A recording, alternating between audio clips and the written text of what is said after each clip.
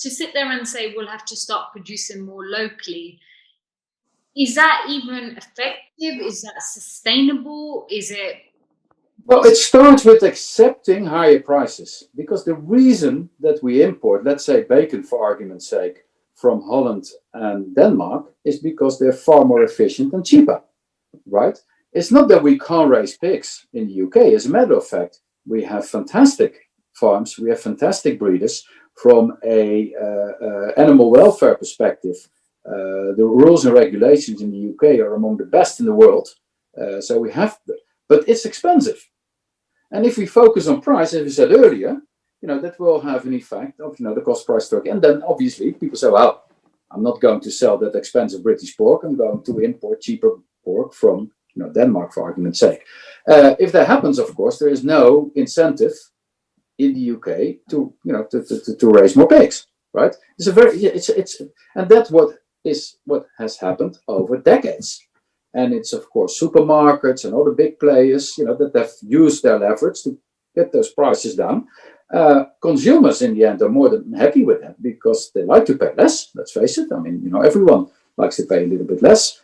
But the problem is, it's not without consequences. Mm. And in this particular example, the consequence is that a lot of the food production is sort of, exported, if you like, to other markets, and the EU in particular.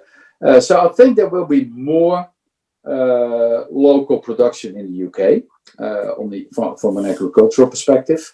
That does mean that there will also be more activity in added value towards these products in terms of cooking them, cutting them, packing them, whatever. So I think there will be more investments in food manufacturing overall in the UK.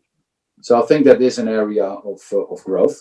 But it also is the same for retail on a more on a more local level. People try, I think, to source their product, what they consume at the family table, at a store just around the corner.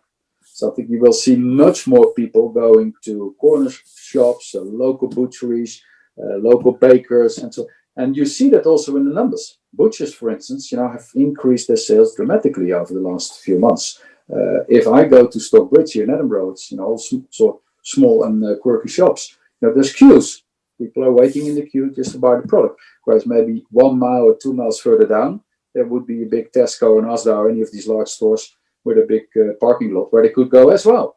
But they don't. They choose now to buy local. So this whole sort of local community area, I think that will also go into a growth mode.